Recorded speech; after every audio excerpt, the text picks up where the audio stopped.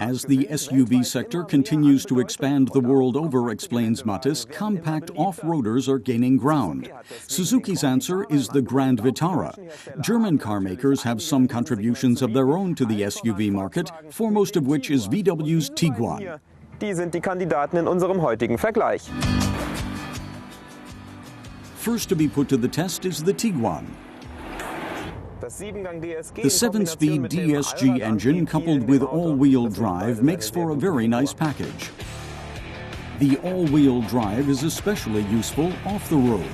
The VW Tiguan's 20 centimeters of ground clearance is good enough for shallow waters. The 12-meter turning circle is acceptable for urban conditions, but the driver can quickly run out of room and patience on narrow forest tracks. Suzuki's classic Grand Vitara can certainly stand its ground against the Tiguan.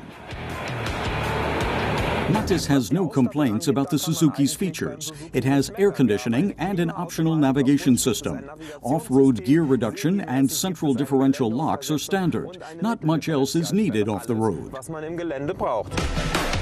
The Grand Vitara has no trouble fording a shallow creek bed either.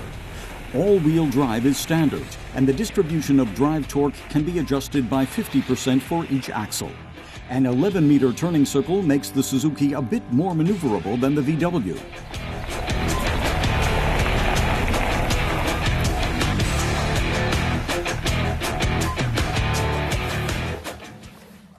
Looking at cargo space, Suzuki Grand Vitara has a tailgate that opens to one side.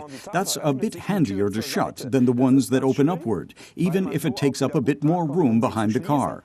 The cargo area volume comes close to 400 liters. Folding the seat down yields a total of 1,386 liters floor to ceiling. Wenn man die Sitze umklappt und bis zum Dach belädt, dann sind es 1,386 Liter.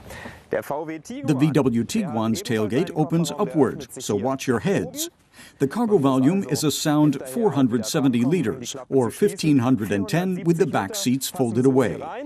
Und mit umgeklappter Rückbank 1,510 Liter. Back on the road,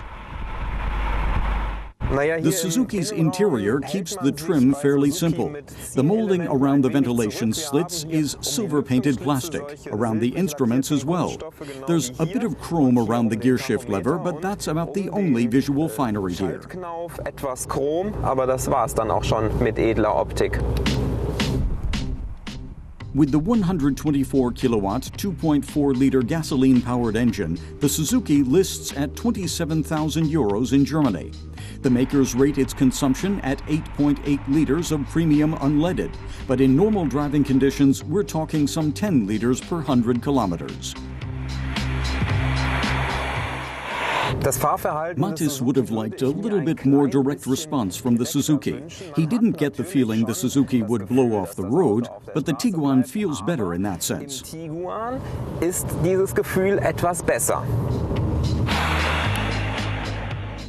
Will the VW come through on its initial positive impression?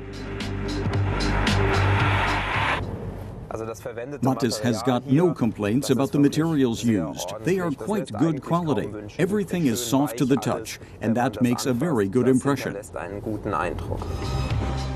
So does the performance. The VW dashes from 0 to 100 kilometers an hour in 8.3 seconds. The 8.6 liters of premium per 100 kilometers claimed by the carmaker can only be achieved with a very frugal driving style. The Tiguan's steering isn't very sporty, says Mattis, but it's direct and keeps a good contact with the road.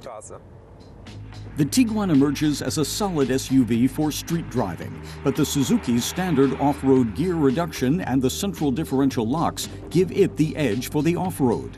For workmanship and handling on paved roads, the more expensive Tiguan makes a better impression.